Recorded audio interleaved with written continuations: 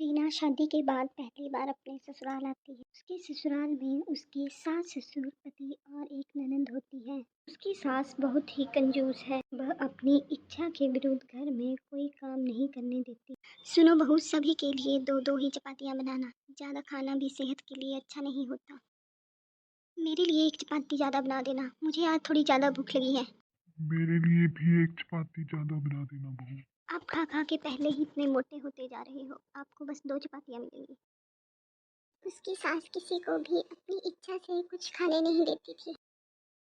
उसने किचन में काजू बादाम रखे थे, जिससे वह सुबह सुबह सभी को दो दो काजू बादाम देती थी। बहू, सुबह सभी को सिर्फ दो दो ही काजू बादाम देने हैं। अगर ज़्यादा खाओगे तो महीना भर नहीं चलेंगे। ठीक है माँ जी। रीना एक दिन के लिए अपने मायके चली जाती है। जब उसकी सास किचन में आती है तो वह देखती है कि काजू बादाम तो खत्म होने वाले हैं। पक्का नई बहू ने ही काजू बादाम खत्म किए होंगे, वरना आज तक तो कभी ऐसा नहीं हुआ। रीना की सास उस पर शक करती है।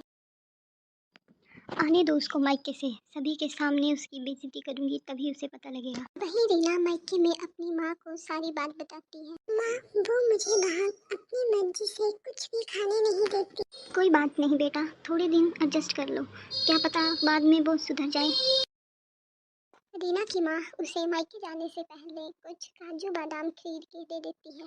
तुम इन्हें अपनी अलमारी में रख लेना, जब भी कुछ खाने का मन करे तब थोड़े से खा लेना। जब रीना ससुराल पहुंचती है तो उसकी सास उससे पूरा दिन बात नहीं करती। आने दो मेरे बेटे को, उसके सामने ही से डांट लगाऊंगी। क्या हुआ माँ, आप इतने गुस्से में क्यों हो? और आज आप रीना से बात भी नहीं कर रही? क्या बताऊं बेटा, मैंने रसोई में मेवे का जार रखा था, पर मैंने आज सुबह देखा तो उसमें से सारे काजू का बादाम तो खत्म हो गए हैं। पक्का इसने अपने कमरे में कहीं छिपा के रख लिए होंगे। चल आज मैं तेरा कमरा ही देख लूं, कहाँ छिपा के रखती है तू सामान। रीना जब अलमारी खोलती है तो उसमें काजू और बादाम एक डिब्बे में होते हैं। कहा था ना मैंने, इसी ने चुराए हैं। मुझे कह देती, मैं तुम्हें खाने के लिए ऐसे ही दे देती। क्या यही सिखाया है तुम्हारे माँ बाप ने तुम्हें? पर माँ जी, ये तो कल मुझे मेरी माँ ने दिए थे। झूठ बोलती है। मैं अपनी माँ के साथ आपकी बात करवा देती हूँ।